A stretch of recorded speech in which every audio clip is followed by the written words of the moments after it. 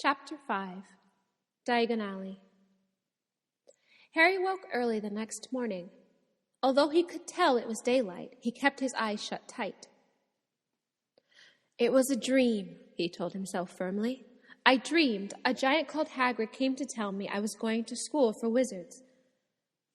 When I open my eyes, I'll be at home in my cupboard." There was suddenly a loud tapping noise. "And there's Aunt Petunia knocking on the door," Harry thought, his heart sinking. But he still didn't open his eyes. It had been such a good dream. Tap, tap, tap. "All right," Harry mumbled. "I'm getting up." He sat up, and Hagrid's heavy coat fell off him. The hut was full of sunlight. The storm was over. Hagrid himself was asleep on the collapsed sofa, and there was an owl rapping its claw on the window, a newspaper held in its beak. Harry scrambled to his feet, so happy he felt as though a large balloon was swelling inside him. He went straight to the window and jerked it open. The owl swooped in and dropped the newspaper on Hagrid, who didn't wake up. The owl then fluttered onto the floor and began to attack Hagrid's coat. "Don't do that." Harry tried to wave the owl out of the way, but it snapped its beak fiercely at him and carried on savaging the coat. "Hagrid," he said loudly, "there's an owl." "Pay him," Hagrid grunted on the sofa. "What?" "He wants paying for delivering the paper. Look in the pockets." Hagrid's coat seemed to be made of nothing but pockets. Bunches of keys, slug pellets, balls of string, peppermint humbugs, tea bags.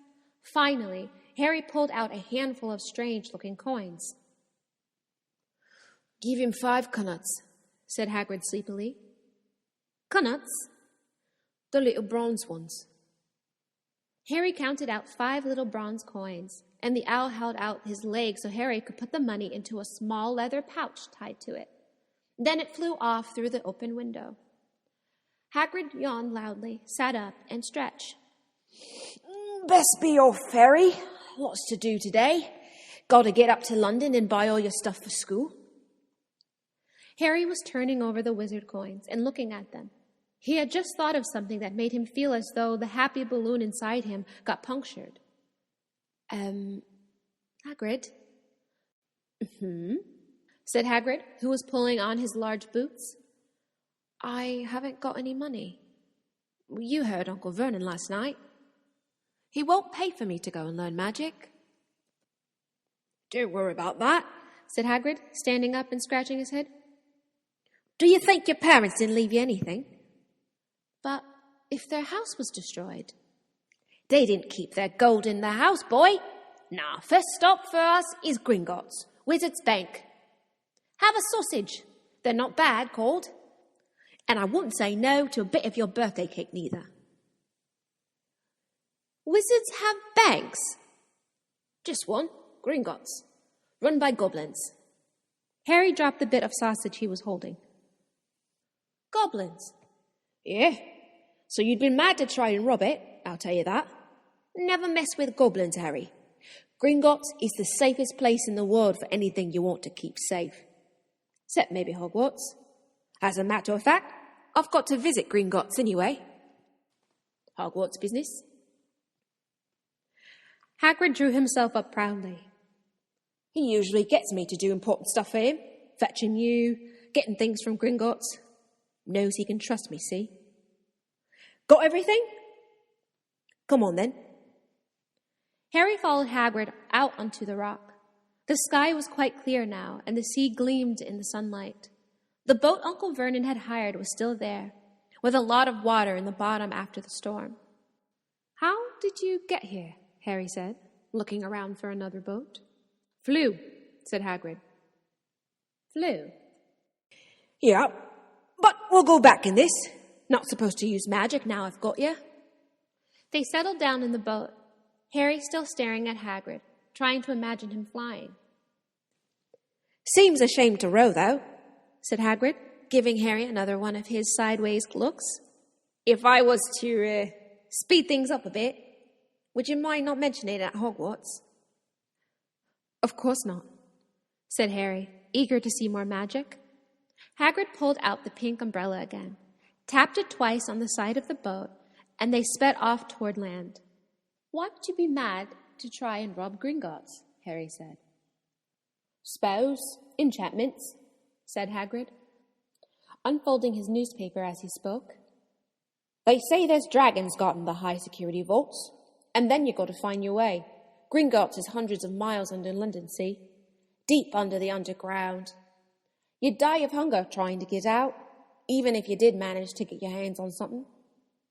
Harry sat and thought about this while Hagrid read his newspaper, the Daily Prophet. Harry had learned from Uncle Vernon that people liked to be left alone while they did this, but it was very difficult. He never had so many questions in his life. "Ministry of Magic, messing up things as usual," Hagrid muttered, turning the page. "There's a Ministry of Magic," Harry said, before he could stop himself. "Course," said Hagrid. "They wanted Dumbledore for minister, of course, but he'd never leave Hogwarts. So old Cornelius Fudge got the job, bungler if ever there was one. So he pelts Dumbledore with owls every morning asking for advice." "But what does a Minister of Magic do?" "Well, the main job is to keep it from the muggles that there's still witches and wizards up and down the country." "Why?" "Why? Blimey, Harry. Everyone be wanting magic solutions to their problems. Nah, we're best left alone." At this moment, the boat bumped gently into the harbor wall. Hagrid folded his newspaper, and they clambered up the stone steps onto the street. Passers-by stared a lot at Hagrid as they walked through a little town at the station. Harry couldn't blame them. Not only was Hagrid twice as tall as everyone else, he kept pointing out perfectly ordinary things like parking meters and saying aloud, "See that, Harry? Things these muggles dream up, eh?" "Hagrid," said Harry, panting a bit as he ran to keep up. "Did you say there are dragons at Gringotts?" "Well, so they say," said Hagrid. "Crikey, I'd like a dragon." "You'd like one?" "Wanted one ever since I was a kid. Here we go." They had reached the station. There was a train to London in 5 minutes' time. Hagrid, who didn't understand muggle money, as he called it, gave the bills to Harry so he could buy their tickets. People stared more than ever on the train. Hagrid took up 2 seats and sat knitting what looked like a canary yellow circus tent. "Still got your letter, Harry?" he said as he counted stitches. Harry took the parchment envelope out of his pocket.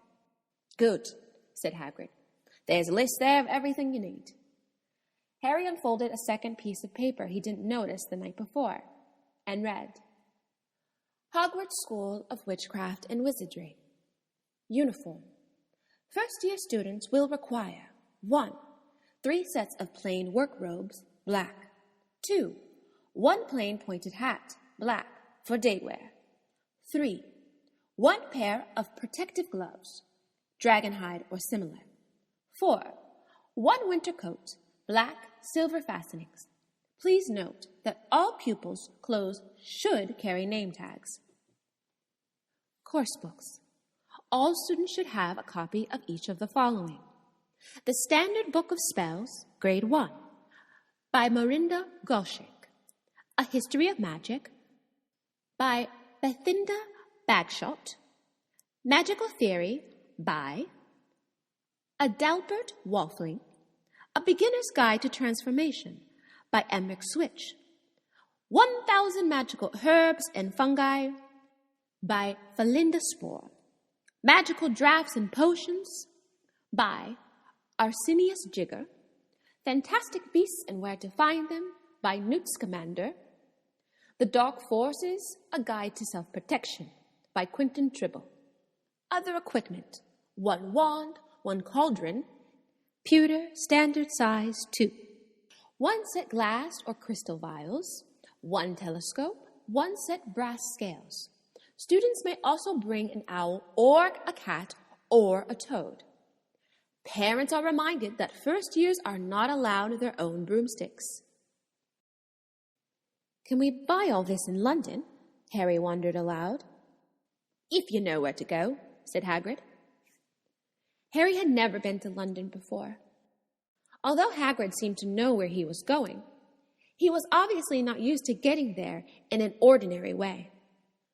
He got stuck in the ticket barrier on the Underground and complained loudly that the seats were too small and the trains were too slow. "I don't know how Muggles manage without magic," he said, as they climbed a broken-down escalator that led up to a bustling road lined with shops. Hagrid was so huge that he parted the crowd easily. All Harry had to do was keep close behind him. They passed bookshops and music stores, hamburger restaurants and cinema, but nowhere that looked as if it could sell you a magic wand. This was just an ordinary street full of ordinary people. Could there really be piles of wizard gold buried miles beneath them? Were there really shops that sold spell books and broomsticks? Might this not all be some huge joke that the Dursleys had cooked up? If Harry hadn't known that the Dursleys had no sense of humor, he might have thought so. Yet somehow, even though everything Hagrid had told him so far was unbelievable, Harry couldn't help trusting him. "That is it," said Hagrid, coming to a halt. "The Leaky Cauldron. It's a famous place." It was a tiny, grubby-looking pub. If Hagrid hadn't pointed it out, Harry wouldn't have noticed it was there. The people hurrying by didn't glance at it.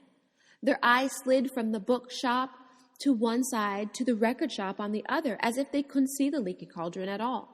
In fact, Harry had the most peculiar feeling that only he and Hagrid could see it. Before he could mention this, Hagrid had steered him inside. For a famous place, it was very dark and shabby. A few old women were sitting in a corner, drinking tiny glasses of sherry. One of them was smoking a long pipe. A man in a top hat was talking to an old bartender, who was quite bald and looked like a toothless walnut. The low buzz of chatter stopped when they walked in. Everyone seemed to know Hagrid. They waved and smiled at him, and the bartender reached for a glass, saying, "The usual, Hagrid." "Can't, Tom. I'm on Hogwarts business," said Hagrid, clapping his hand on Harry's shoulder and making Harry's knees buckle. "Good Lord," said the bartender, peering at Harry. Could this be? The Leaky Cauldron had suddenly gone completely still and silent. "Bless my soul," whispered the old bartender. "Harry Potter, what an honor!" He hurried out from behind the bar, rushed toward Harry, and seized his hand, tears in his eyes. "Welcome back, Mr. Potter! Welcome back!" Harry didn't know what to say. Everyone was looking at him. The old woman with the pipe was puffing on it without realizing it had gone out. Hagrid was beaming. Then there was a great scraping of chairs, and the next moment, Harry found himself shaking hands with everyone in the Leaky Cauldron. "Doris Cockford, Mr. Potter, can't believe I'm meeting you at last." "So proud, Mr. Potter. I'm just so proud." "Always wanted to shake your hand. I'm all of a flutter." "Delighted, Mr. Potter. I can't tell you. Dingle's the name. Daedalus Dingle." "I've seen you before," said Harry, as Daedalus Dingle's top hat fell off in his excitement. "You bowed to me once in a shop." "Ah, he remembers!" cried Daedalus Dingle, looking over at everyone. "Did you hear that? He remembers me." Harry shook hands again and again. Doris Crockford kept coming back for more. A pale young man made his way forward, very nervously. One of his eyes was twitching. "Professor Quirrell," said Hagrid. "Harry, Professor Quirrell will be one of your teachers at Hogwarts." "Potter?" stammered Professor Quirrell, grasping Harry's hand. Can't tell you how pleased I am to meet you." "What sort of magic do you teach, Professor Quirrell?" Defense against the dark arts," murmured Professor Quirrell, as though he'd rather not think about it. Not that you need it, eh, Potter?" He laughed nervously. "You'll be getting your equipment, I suppose. I've got to pick pick up a new book on vampires myself. He looked terrified at the very thought. But the others wouldn't let Professor Quirrell keep Harry to himself. It took almost 10 minutes to get away from them all. At last, Hagrid managed to make himself heard over the babble. Must get on. Lots to buy. Come on, Harry. Doris Crockford shook Harry's hand one last time, and Hagrid led them through the bar and out into a small, walled courtyard, where there was nothing but a trash can and a few weeds. Hagrid grinned at Harry. Told you, didn't I? Told you was famous. Even Professor Quirrell was trembling to meet you. Mind, he's always trembling. Is he always that nervous? Oh, yeah. Poor bloke. Brilliant mind. He was fine while he was studying out of books, but then he took a year off to get some first-hand experience.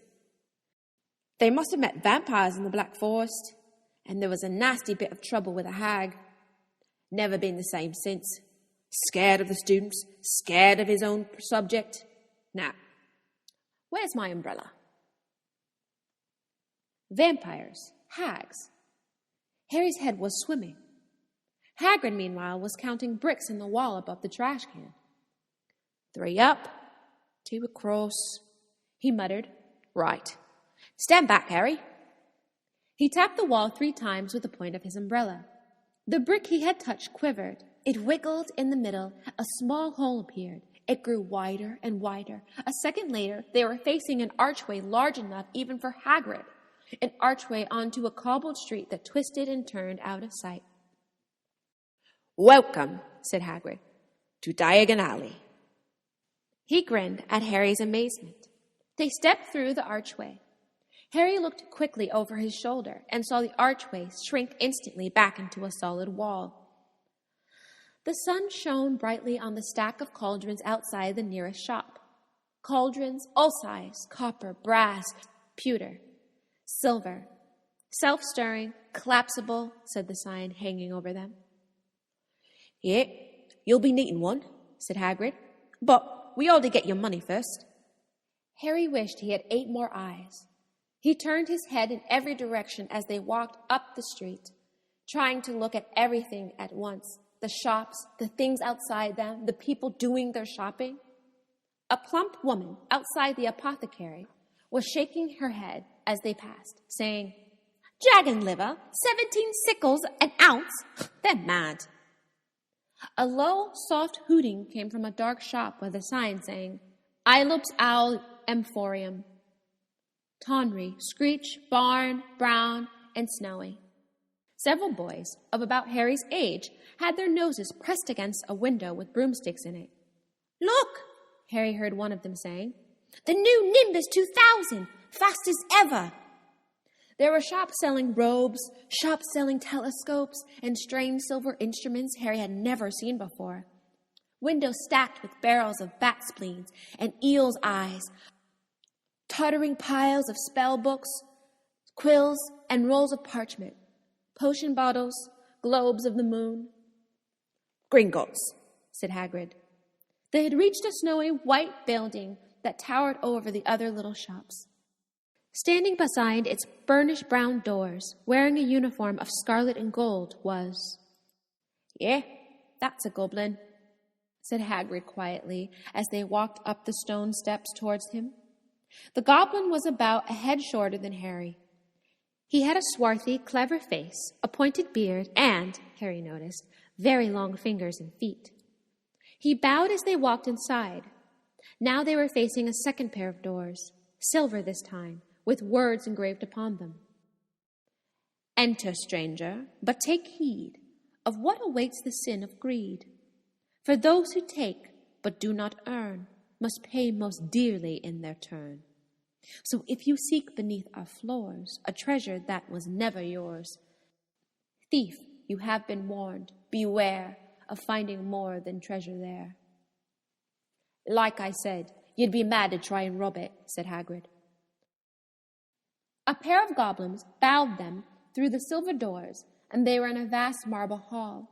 About 100 more goblins were sitting on high stools behind a long counter, scribbling in large ledgers, weighing coins in brass scales, examining precious stones through eyeglasses.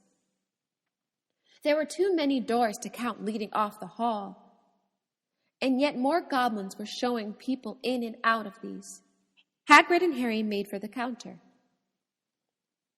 "Morning," said Hagrid to a free goblin. "We've come to take some money out of Mr. Harry Potter's safe."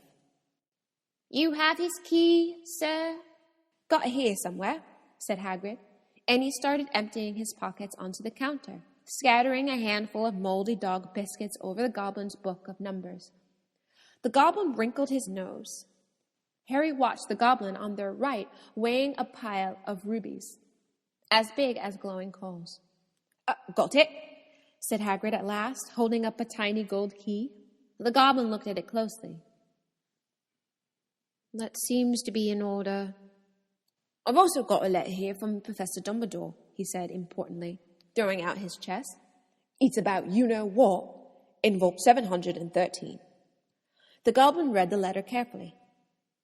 "Very well," he said, handing it back to Hagrid. "I will have someone take you down to both vaults. Griphook!" Griphook was another goblin.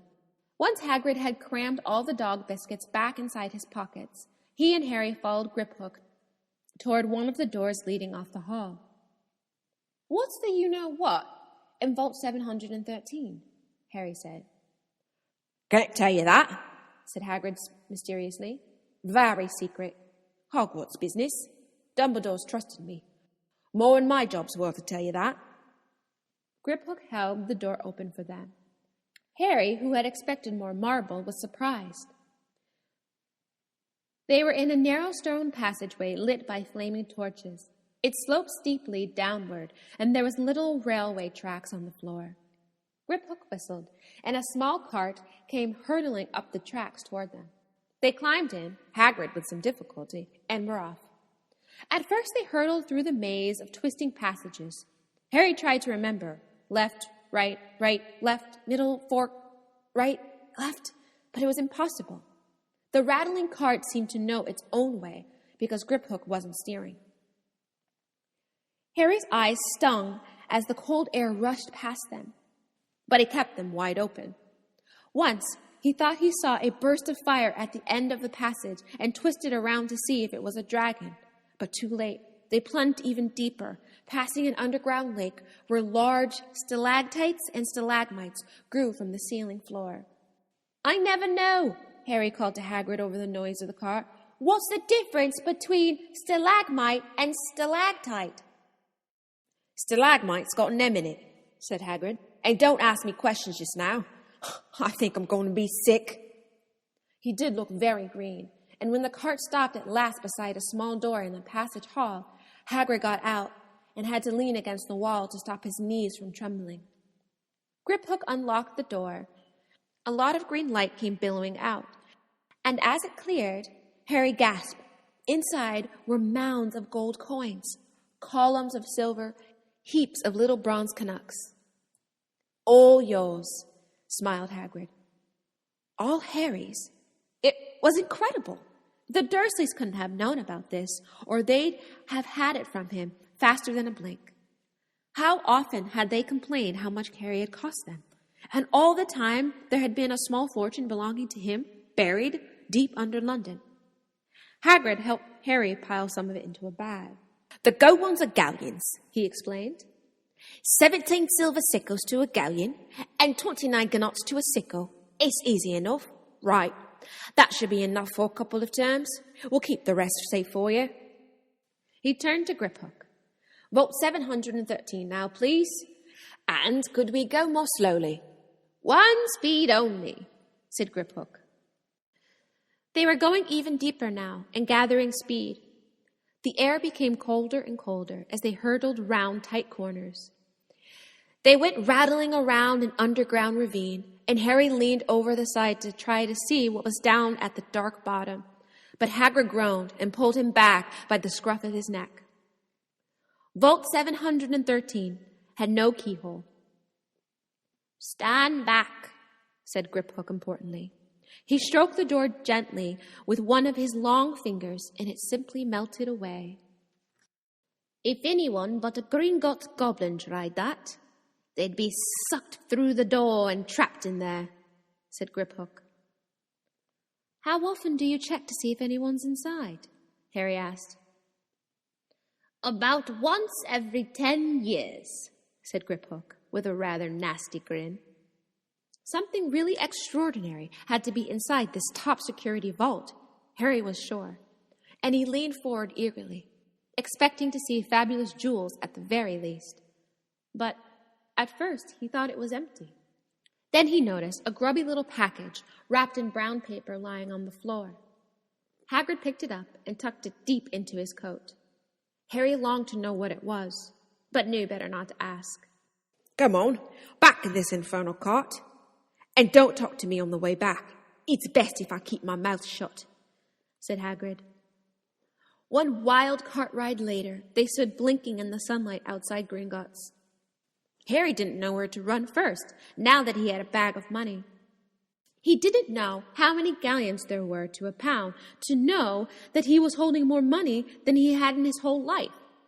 More money than even Dudley had ever had. Might as well get your uniform, said Hagrid, nodding toward Madame Malkin's robes for all occasions. Listen, Harry, would you mind if I slipped off or picked me up in the leaky cauldron? I hate them Gringotts carts. He did still look a bit sick, so Harry entered Madame Malkin's shop alone, feeling nervous. Madame Malkin was a squat, smiling witch dressed in all mauve. Hogwarts, dear, she said, when Harry started to speak.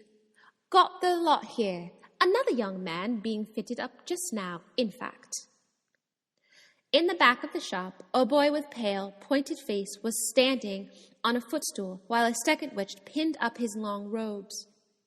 Madame Malkin stood Harry on a stool next to him, slipped a long robe over his head, and began to pin it to the right length. Hello, said the boy. Hogwarts too? Yes, said Harry.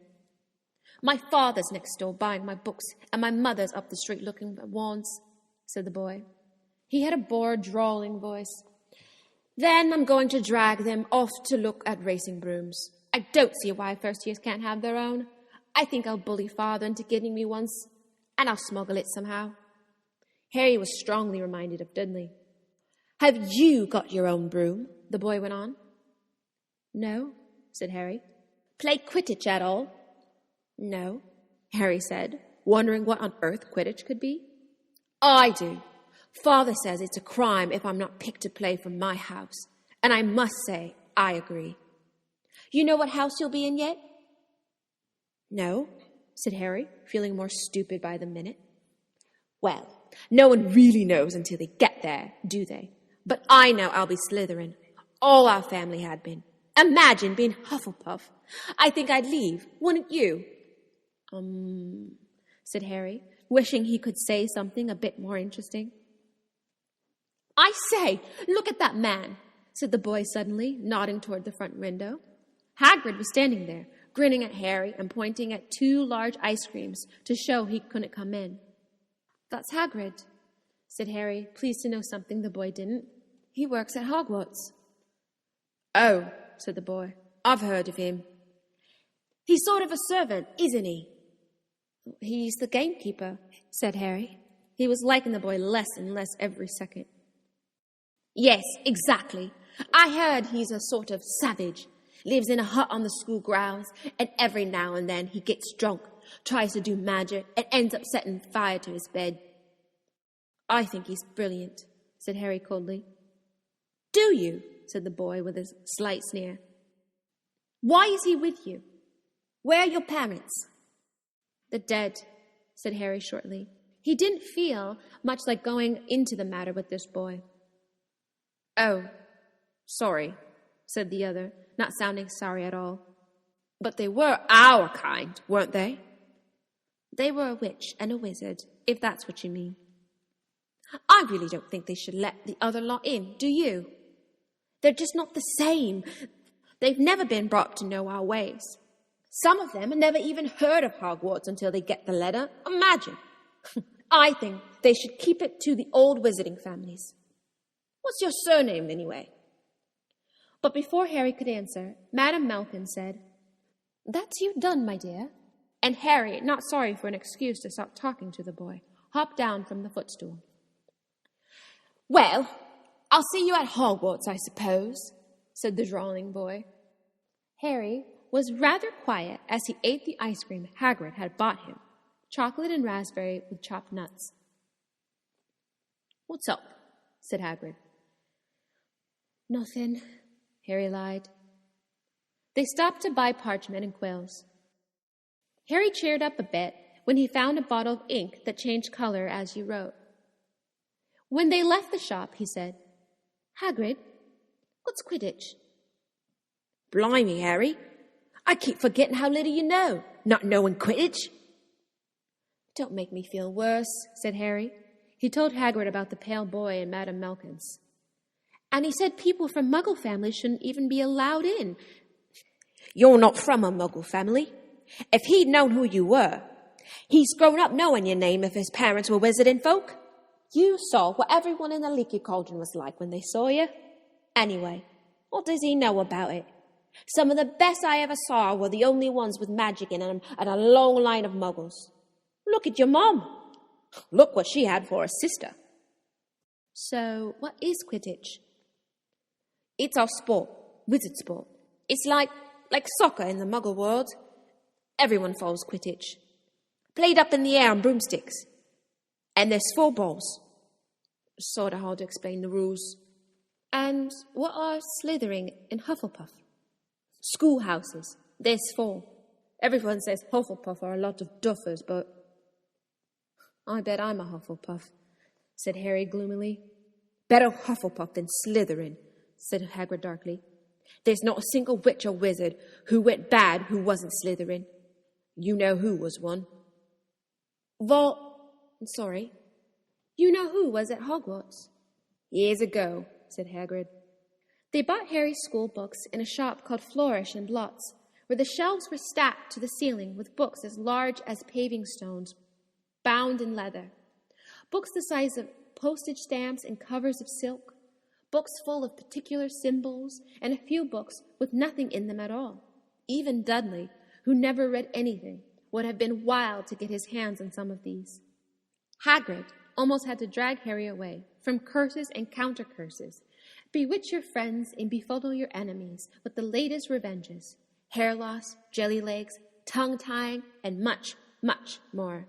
By Professor Vindictus Viridian. I was trying to find out how to curse Dudley. I'm not saying that's not a good idea, but you're not to use your magic in the Muggle world, except in very special circumstances, said Hagrid. And anyway, you can't work any of them curses yet. You'll need a lot more study before you get to that level. Hagrid wouldn't let Harry buy a solid gold cauldron either. It says pewter on your list. But they got a nice set of scales for weighing potion ingredients and a collapsible brass telescope. Then they visited the apothecary, which was fascinating enough to make up for its horrible smell, a mixture of bad eggs and rotten cabbages. Barrels of slimy stuff stood on the floor. Jars of herbs, dried roots, and bright powders lined the walls. Bundles of feathers, strings of fangs, and snarled claws hung from the ceiling. While Hagrid asked the man behind the counter for a supply of some basic potion ingredients for Harry, Harry himself examined silver unicorn horns at 21 galleons each, and minuscule, glittery black beetle eyes, 5 knuts a scoop. Outside the apothecary, Hagrid checked Harry's list again. Just your one left. Oh yeah, and I still haven't got your birthday present. Harry felt himself go red. You don't have to. I know, I don't have to. Tell you what, I'll get you an animal. Not a toad. Toads went out of fashion years ago. You'd be laughed at. And I don't like cats. They make me sneeze. I'll get you an owl. All the kids want owls. They're dead useful. Carry your mail and everything. 20 minutes later, they left Ayloop's Owl Emporium, which had been dark and full of rustling and flickering, jewel-bright eyes. Harry now carried a large cage that held a beautiful snowy owl, fast asleep with her head under her wing. He couldn't stop stammering his thanks, sounding just like Professor Quirrell. "Don't mention it," said Hagrid gruffly. "Don't expect you to have a lot of presents from the Dursleys. Just Ollivander's left now. Only place for wands, Ollivander's. And yeah, gotta have the best wand." A magic wand. This was what Harry had been really looking forward to. The last shop was narrow and shabby. Peeling gold letters over the door read Ollivander's, makers of fine wands since 382 BC. A single wand lay on a faded purple cushion in a dusty window. A tinkling bell rang somewhere in the depths of the shop as they stepped inside. It was a tiny place, empty except for a single spindling chair that Hagrid sat on to wait. Harry felt strangely as though he had entered a very strict library.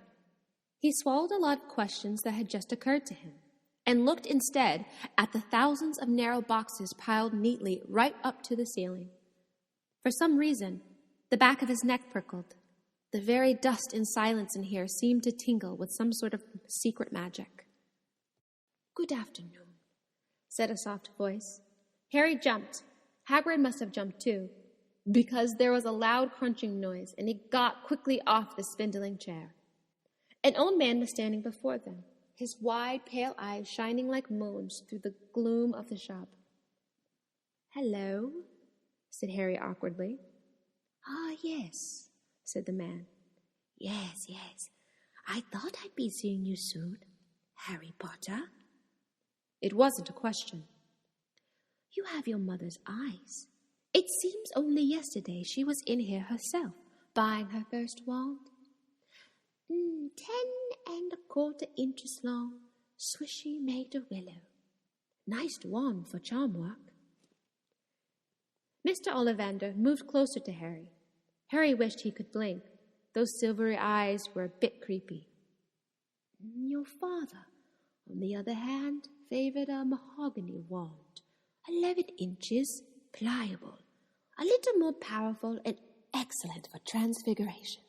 "Well, I say your father favored it. It's really the wand that chooses the wizard, of course."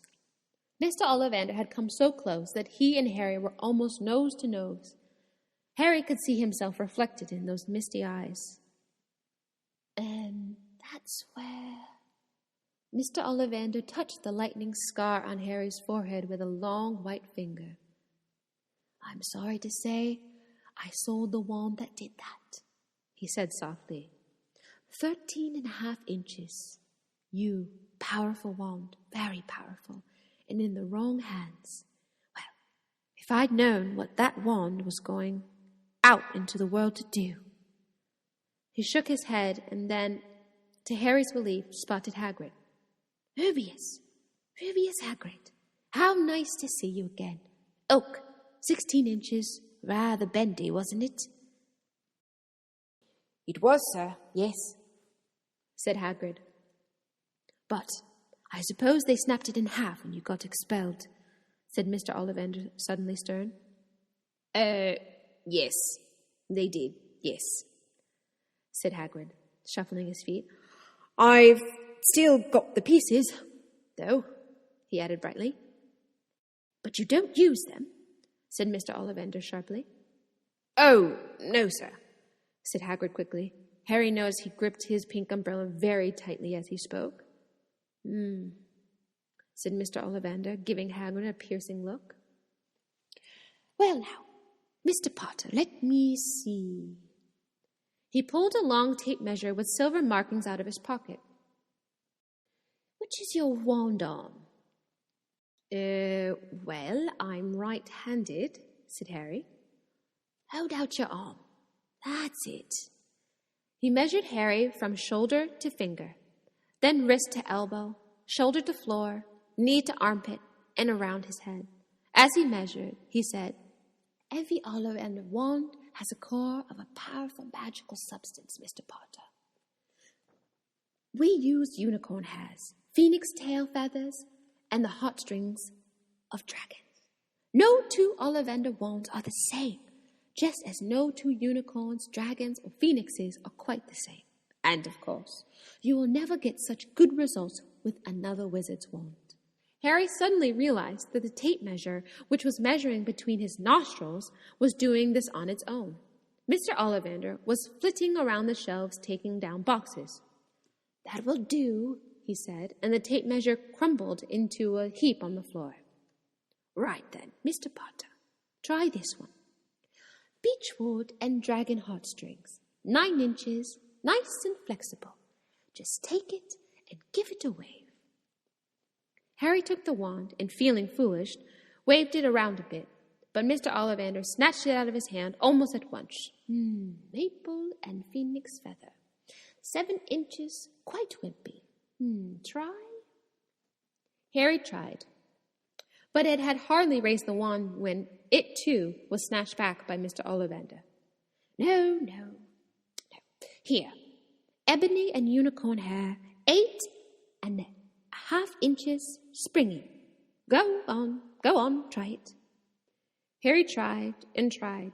He had no idea what Mr. Ollivander was waiting for. The pile of tried wands was mounting higher and higher on the spindling chair.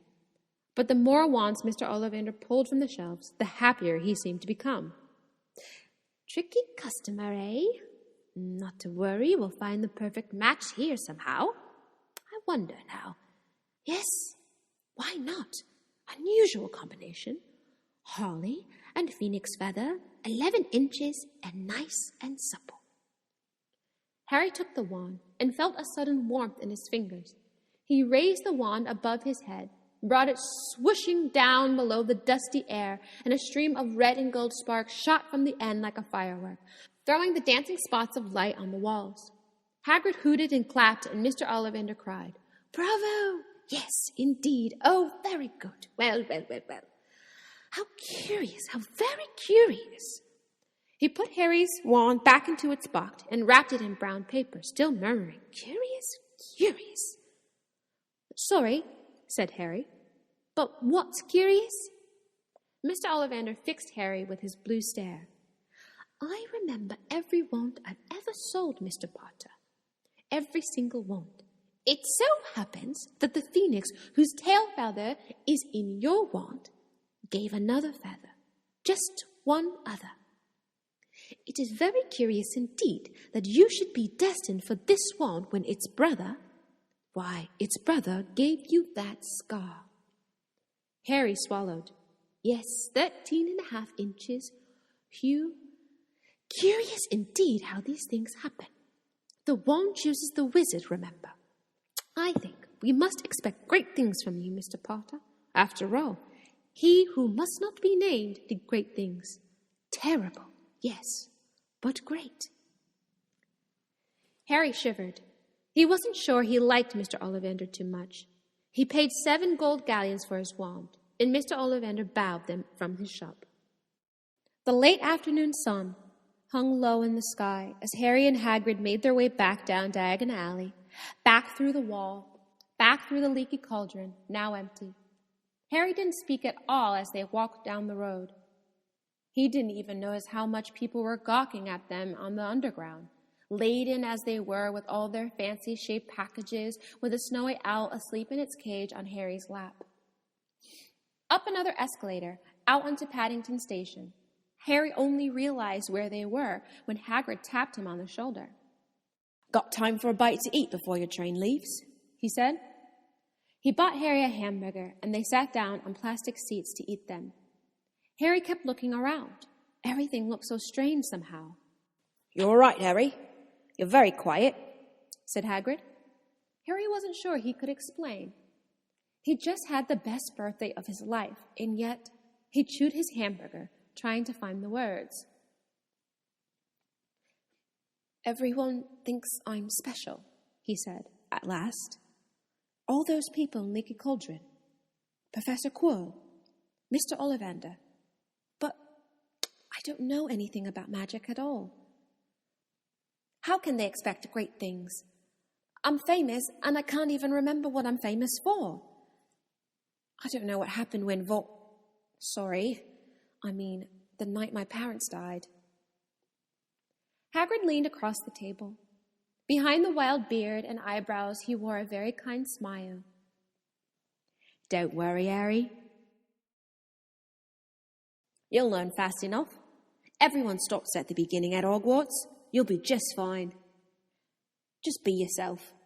I know it's hard. You've been singled out, and that's always hard. But you'll have a great time at Hogwarts. I did. Still do, as a matter of fact. Hagrid helped Harry onto the train that would take him back to the Dursleys, then handed him an envelope. Your tickets to Hogwarts, he said. 1st of September, King's Cross. It's all in your ticket.